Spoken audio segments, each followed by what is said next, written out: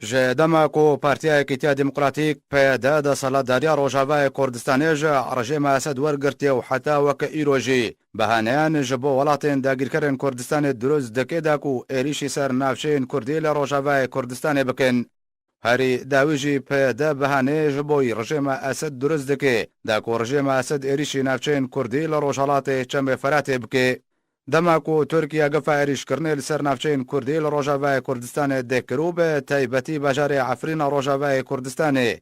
PYD wî demê roj bi roj behaneyên mezin ji bo Tirkiye duruzt dikirin û wêneyên Abdullah Öcalan li ser sinûrê Tirkiye bilind dikirin û nakokî li gel cendirmeyên Tirkiyeyên sinûrî duruzt dikirin.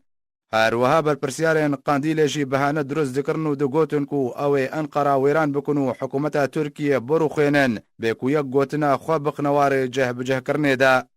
Di dawîn pêngava durustkirina behaneyan ji bo welatên dagîrkerên Kurdistanê Abdulkerîm Saroxan serokê PYD dibêje ku ew ê bêtundî bersiva rejîma Esed bidin û gotinên Welîd el Muallim wezîrê dervê rejîma Esed tuwate û beha jêranînin.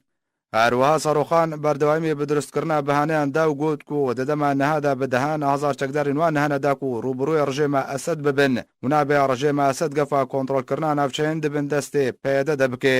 عەبدولکەریم سەرۆخان گوتی و پێویستە ڕژێمە ئەسەد باژارên Cerablos باب و عەفرینە ji destê Tirkiye derbixê ew jî di demê ku PYD razî nebû rejîma Esed werê nava bajarê Efrînê da ku ji êrişên Tirkiye biparêze û ji aliyê xwe ve jî rejîma Esed rê bi Tirkiye da ku Efrînê dagîr bike.